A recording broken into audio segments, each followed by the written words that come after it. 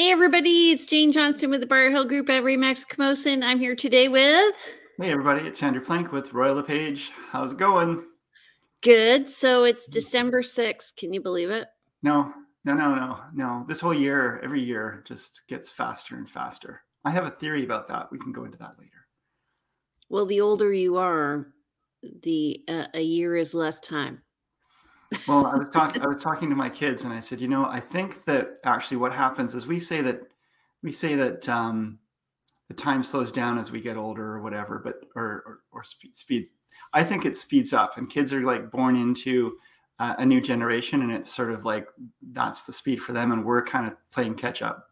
And then as they get older, the new generation time is sped up, and it's actually physically speeding up. Well, we need to have a guest on the show to discuss that because I have no idea. Real estate and metaphysics. So how was your week? A good week. Yeah. Good bits of business, a few closings. You got clients into homes, some showings. Don't have any new listings coming up till the new year, which I'm absolutely fine with because not really much point to doing a big launch just before, the season really turns into quiet and people distracted. So no, it's been good, and some nice visits with friends, and watched the truck parade on Saturday and had a great meal with friends. Did you see it? No, I didn't. It was fun. I'm a homebody. Okay. I can be too, but. So we have two people joining us so far that I can see. So if you guys have any questions, let us know. Also, I have an interesting story about what happened to me on the weekend. I had a client put an offer. Actually, it was last week. And there were two offers. We were above asking and unconditional, and they did not accept it because we were not high enough. Did they accept anything? No. Right. Yeah. So this is frustrating because people are either being coached to or are having higher expectations that bringing properties to market that really aren't offered at. They're offered for sale, but they're not for sale at the price they're offered for, which is, I feel, the wrong way to go about it. I don't think the listing agent was prepared. I don't think he was at fault. But anyway, it happened. And I find that happens when the market's shifting a bit. Yeah. And sellers are maybe expecting more, and then it doesn't come to fruition. So. Well, there's always a section of people out there who, they're testing the market. They would sell if they could get the premium for their home and make it really easy. You've got a home that's worth $1 million and you'd sell it if you could get 1.5.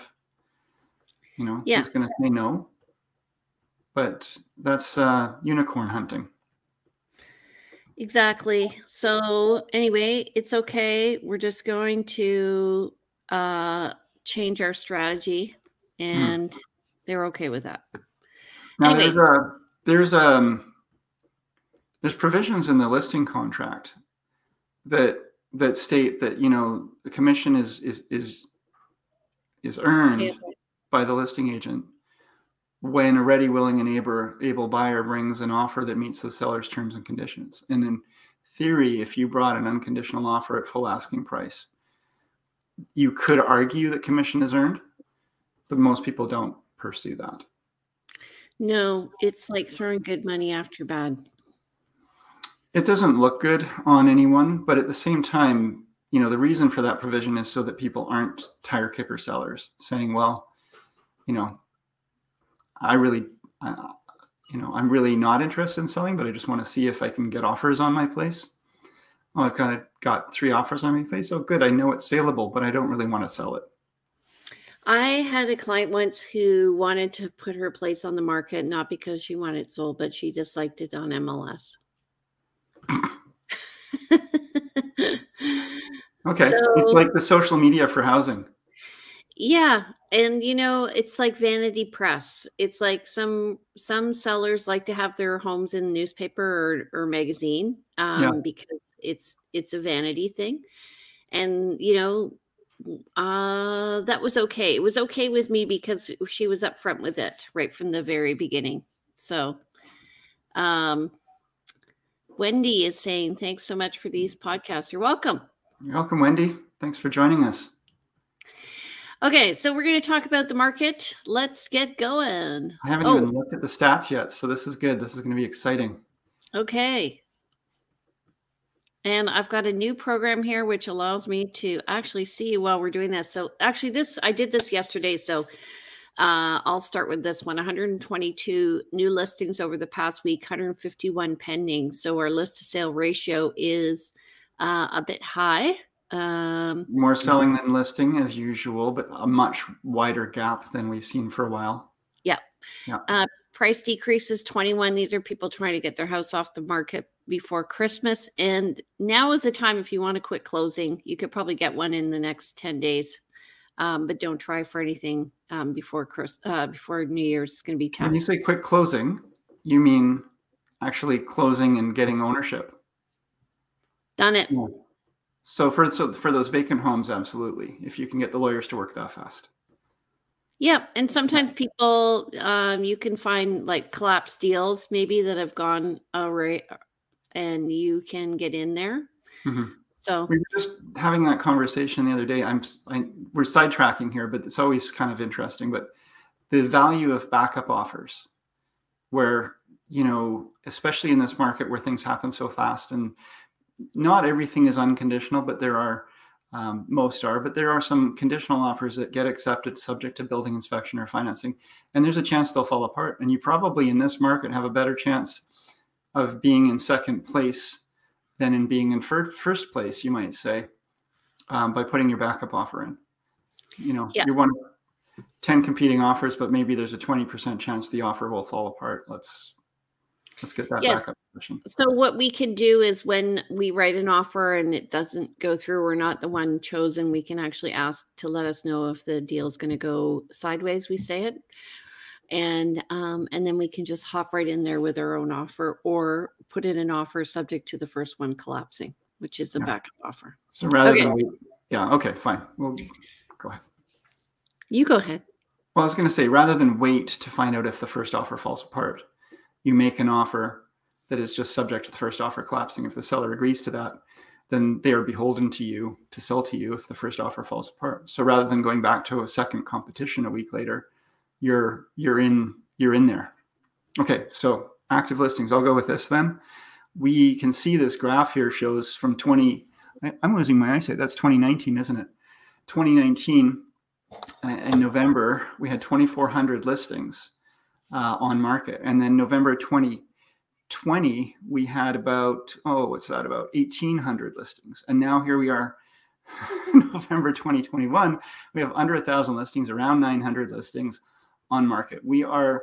And the peak here was in January 2020. And of course, this graph doesn't show further back, which would actually be a higher graph in the past where our averages were even higher for total active listings. So we are extremely, extremely low inventory.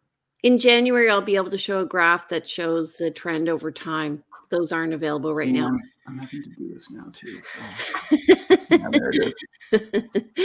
But what's important here to realize is that seasonally, we're always going to have a dip anyway. So it's normal for the number of listings to go down.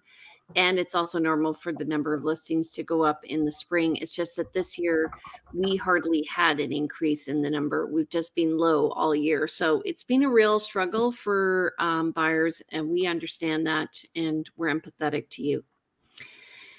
Okay, next one. Okay, so just looking at total new listings. So these are listings that come on the market that have not been previously listed, and then the sales is the line graph here. So you can see we always talked about last year that we had very steady sales of about 1,000 listings from July to October. And what that did was it really depleted our reserves, and we oversold in December. And so we started out with a dearth of listings in like that one. Yeah, I do. Yeah. She was just talking about her dad and with his accent. And I feel like you need to say a dearth. Yeah. A dearth. Okay, well, anyway, so I can do the rest of it with a Scottish accent if you want. I'd We had, appreciate it. Thank you. we had Okay, we had a peak in April in the number of listings, but actually, if you look at our list to sale ratio, we actually peaked in March. I'm not very good at this. And unfortunately, what you're seeing from June on, like July to November, is we're seeing that we're almost at a 1-to-1 list to sale ratio here. And so Mhm. scary, Yes. scary for buyers. What we need to really see is more listings coming on market and start to build up that inventory again. More coming on market than are selling. And now we don't want that to be so dramatic a difference that we end up with an unbalanced market on the other side of the pendulum. But it would be really great to bring us back to some sort of balance. And the hope is that in the spring, we may not get there, but we might get closer. More listings for Yeah. sure. Yeah. So this is what I was talking about, the list to sale ratio. So in November 2019, just before COVID, we were actually in a balanced market. We headed into a buyer market in April 20, just after COVID hit. And then we rapidly moved into seller's market and peaked in March of this year. There was just a really tiny window of opportunity for buyers, and nobody really recognized it as an opportunity because at that time we thought the sky was falling and everything was we were going to have no market. And CMHC and a lot of predictors were saying we were going to see a big drop, and 19% drop in house prices across the year. So it was interesting in that March, April 2020 period where we thought the sky was going to fall, and then it just rebounded so rapidly. Yeah, exactly. Okay. Looking here, single family home prices. We're going to do single family condos and townhomes. So 2 years ago, we were hovering around 950 and dipped to below 900 in April of 2020. Obviously, that's when COVID hit. And then we had, again, a rapid recovery and very steady increase. And if we look at it over time, I think we're going to see is like will look flat, then there'll be a bump up, then it'll look flat. And I think that we're heading into another flat period, hopefully. Right. We tend to go up, rise up, and then hit a plateau, and then rise up again and hit a plateau. And you can find dips and valleys and hills and such throughout. But overall, when you look at the sort of zoom back and look at the greater picture, you tend to see that for the most part is what you'll see. And if you kind of even out this graph, you can see it's still on a sort of pretty steady uprise. And we're up around since May 2020 or June 2020. It's, other than the dip in December 2020, we always sort of see those dips in the December kind of range. Overall, it's just a pretty steady line upwards. Yep. So we've moved from 950 to just under 1.35. And these are average prices, not median, right? Yeah. Go ahead. Okay, condo, apartments, all areas of Greater Victoria. So again, from November 2019, we had about 407, just above 475 as our average condo price. When COVID hit, we had that drop again, and then a pretty steady rise, bit of a ramp up in, you see these ramp ups in the springs, like February 2021, March 2021. And then we've just had such low inventory, and because apartments, condos were lagging behind houses, we've seen a bit more of a bump since August 2021, as it's sort of, if you think of the prices of houses and the prices of condos may be attached by a rubber band, and the houses have risen up. These condos have waited a little bit, but now the band is catching up and pulling them higher. That tension needs to relax. Kind of like a jolly jumper. Kind of like a jolly jumper. Yeah, there you go. Yeah. Yeah. So we were at 475 2 years ago, and we're up at 650 now for condos. And just remember, this is an average. So I know that there are some higher end condos that are completing now, and that's going to affect our data. Okay. Yes. Townhomes. Townhomes, same thing, only they didn't suffer as much during COVID. So we have moved over the past years from 575 up to, we went over 850, but now we're around 800.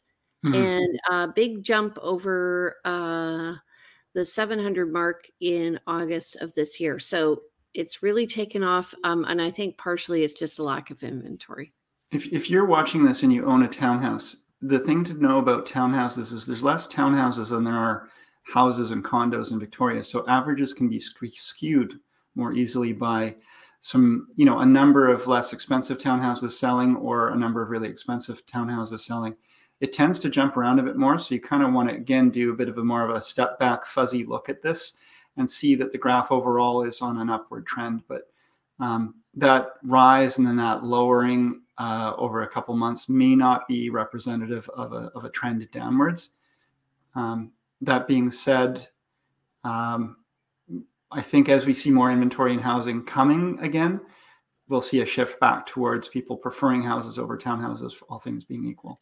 Yeah, I think what happened during COVID is many people left condos and moved into townhomes. Mm-hmm. Yeah, and because houses were unaffordable, or have reached a point where they're more out of reach, so people are taking their second choices. Okay, so these are stats put together by my office, looking year over year for November. So I'll do this one. You can do the next one. Okay. So single family homes is up around 1.3. This is up from last year of $1 million. And remember, last year we were talking about things hovering right around $1 million because of the way that the financing changes. Yeah. Number of units is down because of less inventory at 215 compared to 292. So we're down 30%. And the number of days to sell is also down 30%, yeah. 19 from 32 last year. Yeah. Go ahead. Want me to take this one? Yeah. Okay. So here we have condos again. Average price this year is round figure 650,000. That's up from 470,000 last year, same month last year. Units sold is down to 236 from 262. The only reason it's down is because of less inventory. If we had more properties to sell, we would be selling more than 262. Would be my position here. Days to sell is down from 40 days on market average last year to 24. So almost, not quite half, but we've gone, quite a significant difference in days to sell as things are selling very, very quickly. And I just want to say, this doesn't give you permission to just list at whatever price you want. I went to view a condo that was really nicely done, but it was overlooking a busy road. Another condo had just been listed in the same building for $100,000 less. And so it's an interesting tactic on the second realtor because it made the first listing look very expensive, but it made the second listing sell quickly. Yeah, and I've seen that happen before too. When you're talking to your seller in a condo building, and condos are much easier to compare to other condos in the same building than, say, houses on a street that were maybe all built at different years and different styles of homes. So you're definitely listing competitively, and if you don't necessarily list right at the price of the other property if it's been on market for a month and is not in alignment with any of the comparable sales, you're going to list differently, and your place will definitely by comparison look cheaper, even if it's priced a little bit above what the market would generally bear. It still looks better in beside this one. There was a listing when I first got into real estate on Sandgate, and it was right on the water on the lagoon there, which is, we used to call it, it's called Weird Beach. We used to call it Weird Beach because it smelled. We also called it Stinky Beach. It is pretty stinky. Yeah. Beautiful though. It's beautiful. Yeah. So anyway, but actually in the summer, you're below the smell because it rises up with the heat. So anyway, this listing was $550, and it was this little teeny house and right on the lagoon. And anyway, probably in a tsunami zone. And this other listing came up around the corner, also in Sandgate, closer to the ocean, for like 1.5 million. And all of a sudden that little teeny house sold. Yeah. Yeah. Suddenly people realize, oh, wait a second. Yeah. Good point. I can get this. So Yeah. if only you could get all your neighbors to list their homes higher than yours, if your overpriced listing there's a wonderful strategy. Yeah. Okay. Townhomes. So last year we were looking at 659 for the average price of a townhome. We've gone up to 807. The number of units sold this year is down from last year, 76 compared to 97. And the number of days to sell is also lower at 33 compared to 38. So not quite as big a range as the other ones, but still significant. Yeah. And what's interesting when you look at these stats, we're seeing that the units sold is down and the days to sell is down. And normally those two stats wouldn't go together. You'd normally see units sold going up with days to sell going down, or days to sell going up and units sold going down, because, supply and demand. But again, with such low supply, we just don't have the units to sell. But normally we would see, in all things being equal, when prices are going up and the days to sell, you'd be selling more units. I guess that, though, because we have low supply, we are getting the raise in prices. When we see more supply, maybe we'll see a plateau or a slight adjustment. I think so. I noticed it this summer when we had a little more inventory that my clients were like, oh well. I'm like, oh my God, just buy. And now they're regretting it. There was a listing that was for $925, and I think it sold for like $9 something, like line 37 or something. Anyway, now that listing would be 1.1. We've been working with people since we've been licensed for over 15 years, Jane and I. We got licensed at the same time. That's how we met. We're like real estate brother and sister, and siblings. And what's my point here is that all throughout our career, we've both seen people come through homes and say, I think I'm going to wait. I think things are going to change. I think it's going to get better for me. And those people maybe still haven't even bought a home. And if they had bought back in 2006 or 2010 or 2020. Now is a really hard time for people who are deep thinkers, like who need time to think. It's just like strategically, it's just not the best way right now to even get in the market. It's just so hard. So you really need to be a quick thinker and sort of get over your fear, especially if you're looking at buying and you're going to be in there for a long time. Yeah. Because if you buy and hold, I mean, you saw the market over the past 2 years going up. It's just historically, it's just not going to. If you buy and hold, you're gonna weather out any storm. Generally speaking, and those, I mean, quick thinker. I think it's more about action, and less about, and then there's the fear factor as well, of the fear of the future, fear of what could change.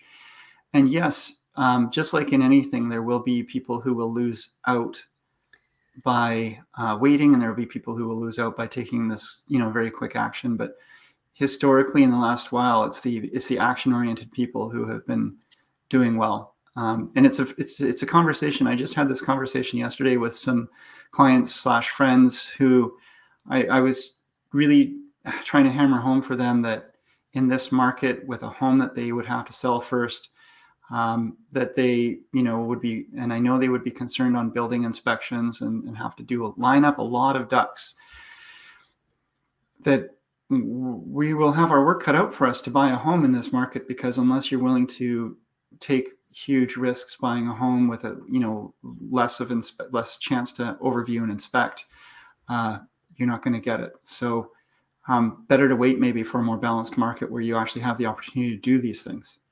Or if a seller provides a pre-listing inspection, that helps. That can be helpful, but I find maybe 1 in 10 has that. It's not as common as I would like to see. Well, Those you can arguments tell don't. everybody that. I just did. Yeah. And also, I was going to say, so I had a client who for a long time was very concerned about buying a home and was overwhelmed with the debt. And then when we were doing the math, we realized that the person was paying $1,850 a month in rent. And if they bought the home that they were looking at, which had a suite, the suite was paying under market at $1,000. That even with the under market, her mortgage would be about $600 a month.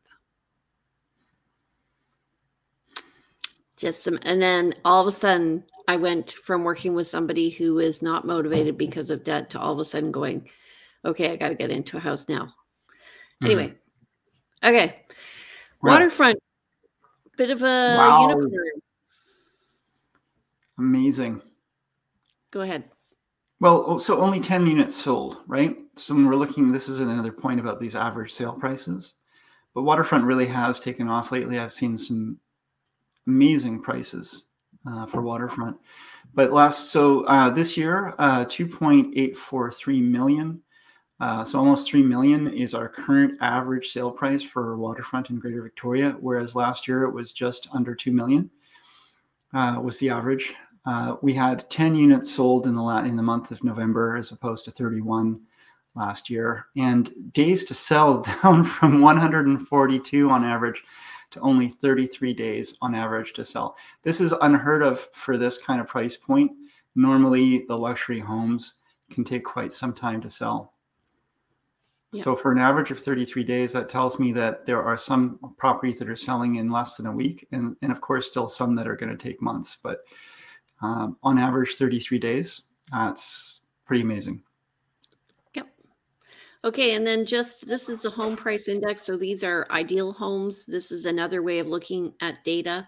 So what they're doing is taking the ideal home and giving it some algorithm. I don't really understand it, to be honest. Yeah, but there's a company that's taking a bunch of attributes of homes, throwing them in a blender, outputting an average type of home and tracking that value over time. And so when we talk about the home price index, it's an imaginary home, but it's a good representative of what has been changing over time in these different regions. It's kind of like looking at inflation. Yeah. It's the cost of everything bundled together. Anyway, November 2020 for the Greater Victoria area was 821. And in November 2021, it was over 1 million, up 26.7%. Yeah. And then the core region, which is the 5 main hitters downtown, Saanich, Bay, Victoria, Esquimalt, and View Royal, 903,000 for 2020 and 1.122 in November 2021, so up 24.2%. And I would say the hot area this year is View Royal. Yeah, View Royal's always been, I felt, a little undervalued and underappreciated, and it's and now it's starting to reach that, because it's in between the centers of the West Shore, which has been seeing a lot of growth, and the downtown area, and those two areas have been expanding and growing.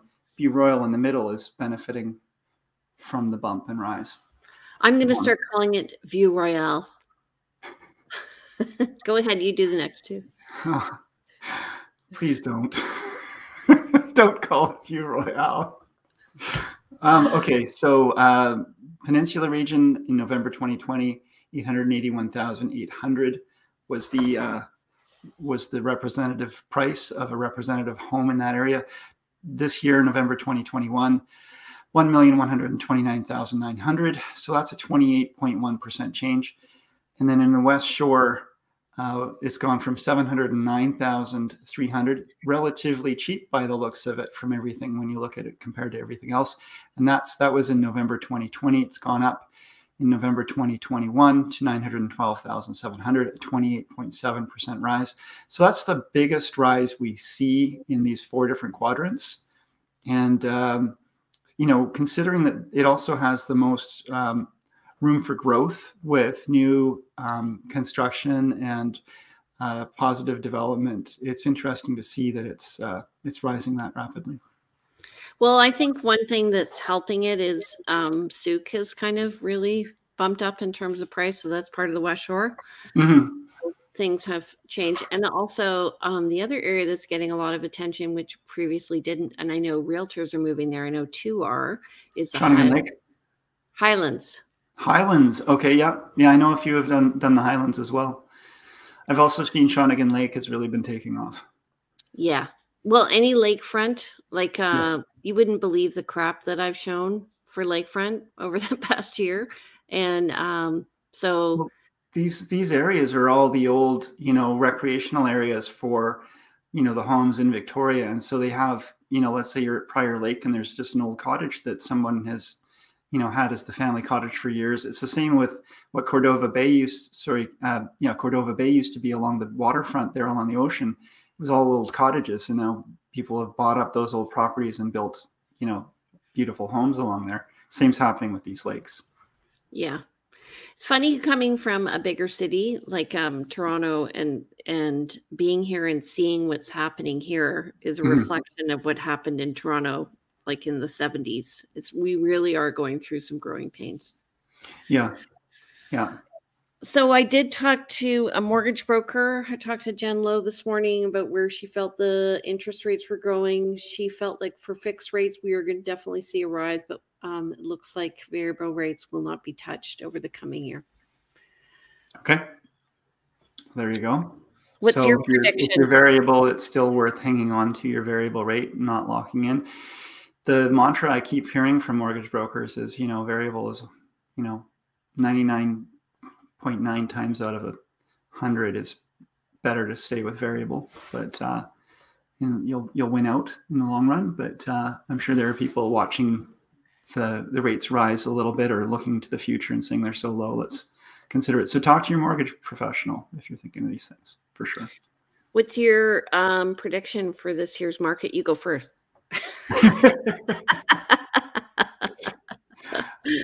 Well, I've said before, I think I'm hoping for more balance in this spring. And we are also looking at a government who has said that they are going to be bringing in some measures to quiet the market, including a cooling off period for buyers. So anytime that there is change or uncertainty, I find that puts a hit on the market. And maybe the same kind of short-term hit that we saw when COVID came. There's still such high demand, and there are people wanting to move here from all over the country. And, relative to other areas of, the world in general, this is still a relatively inexpensive and beautiful place to live. So I think we'll continue to see high demand, but I'm hoping to see prices stabilize and maybe a little bit more of a little less craziness. But until we open up some more inventory, we're in a self-fulfilling prophecy of low inventory means sellers don't want to sell because they don't know where they're going to move to. And so therefore we don't get more inventory. I think we're going to see more inventory coming on in the spring. I think a lot of people have been holding off. Again, what you were saying, the inventory will beget more inventory because people will then have choice. I think we're going to see, I'm typing this all out, by the way. I think we are going to see a more balanced market as well. I just did my market report for my own clients. I sent it out yesterday. I was saying that as well. More of a balanced market, more because I think there's going to be a bit of buyer fatigue, and people will not want to get into bidding wars. I do find right now with my clients, they're like, I ask them, what's the hurry? And they're afraid that the market prices are going to go up. Fear is a big motivator in real estate and in any kind of sales market. And it's an unfortunate thing, but yeah. But when you're in the market, so one of the things, like, I don't know if you do this, but when I work with my buyers, I also show them pending listings over the last 30 days so they can see where the prices are going. So if they want that information, it's there for them. Yeah. And same with listings. So Oh, I just got a call from the government. I'm being, my CRA taxes are behind. Oh, Or this is maybe it's another the spam listing. call. Yeah. I think, though, there'll be some interest rate hikes, so that'll affect the fixed rate. I think some people love fixed rate over variable, although there's an advantage to both. And so I think that in the end, those little price hikes will cause a little hesitation in the market. Yeah. People don't like change, and when we come into the spring market, we'll see what happens. But there's just so much. I have found that the market is motivated a bit by fear of not being able to find something, so people act too quickly, or fear of the price. You're right though. You're right though in the sense that I think there are some buyers that are getting fatigued and are choosing to sort of pull out in a way, or the market has gotten away from them and they've just found that they just can't stretch any further. And so if they continue to find that they're frustrated by the market conditions, they will fall away, because it's an emotional process. It's a time-consuming emotional process to look at homes and to make offers and to, fall in love with a home only to find that it sold to somebody else who was willing to take more of a risk or pay more money. And if that continuously happens, you eventually say, okay, I think I'm going to take a break and make other plans. And they may still be happy to buy a home if the right home came up, but they're just not emotionally ready anymore. So the spring may be a mix of that. Well, the other thing people need to understand is they don't necessarily need to buy where they're going to live. They can always buy where they want to retire. And maybe it's time to look further afield than just Victoria if they want to purchase. And so, like, maybe they want to go live on a lake outside of Winnipeg. I don't know. It's less expensive there. Like, it all depends on what your lifestyle is going to be. I'm not saying that facetiously. I know clients who have done that. And I've sold a home. I've sold clients homes where they're moving to Nova Scotia because they can sell a home here, pay off their mortgage, buy a home for cash in Nova Scotia, and also have years worth of living expenses covered. So they can raise their family without having to work during their family's help, they can homeschool their kids. It's a value decision. Yeah. People make. So I'm just going to add one thing. Is tomorrow I'm doing a talk for Remax Europe, and I've been posting it everywhere on my social media. I'm just going to post a link in here. Is that all right with you? It's fine with me, Jane. Okay. And so it's about creating community and attracting your ideal clients. It's at 6 a.m. if you guys want to join me. This is a way that Andrew and I want to add value to people's real estate experience, whether it be other realtors, buyers, or sellers. And, we're not saying we have the key to everyone's success, but we're certainly, open and willing to ideas if anybody else has something they want to contribute as well. Wouldn't you say? I'd say that this industry is a really amazing industry, and there are many agents that are happy and willing to share their knowledge. And that's one of the things I love about this business. And, there are definitely different agents with different approaches, but, Jane and I are both people who are willing to share what we know. We don't know everything. We're not the all end all be all experts in everything, but, we found over the years some little nuggets of truth, and we're happy to share and also to learn from others as well. So, and I just want to say too, because Jane, you mentioned that you're doing this talk, and Jane, for those listening, Jane is with Royal LePage. She's got her Briar Hill group. Sorry, Jane is with Remax Mosen, and I'm with Royal LePage, and I'm not confused at all. But we're both independent agents. We're both doing our own thing. We get together once a week to do this broadcast, but we are individual agents. So if you are watching this and you're curious, call one of us, call both of us, call other agents, but we're both happy to help here. Yeah, and subscribe so you can never miss out on another episode of this scintillating conversation. Okay, so Andrew, how do people get in touch with you? They can reach me at, they can call or text at 250-360-6106, or email me info@andrewplank.com. So that's my name, andrewplank.com, or check out my website, which is also andrewplank.com. How about you, Jay? You guys, you can reach me at 250-744-0775. Just so you know, the line about Google and CRA doesn't work on me anymore. You can email me at briarhillgroup@gmail.com. It never worked. And you can visit me on my website at briarhillgroup.com. And you can watch videos there on listing and selling real estate, and as well as the purchase side. Or you can visit Andrew and me on VancouverIslandTime.com, where we house all of these lovely shows. Our past shows, yes. Alrighty, and don't forget, we're on YouTube. Okay, so have a great week, Andrew. Thank you, and have a great show. Show tomorrow. So, and I think we'll do one more, and then we're going to be off for Christmas season, right? Yeah, let's do that. Yes. I need a break. Alrighty, take care and have a great week, everybody. Stay healthy, stay safe, and eat well. Bye. Merry Christmas.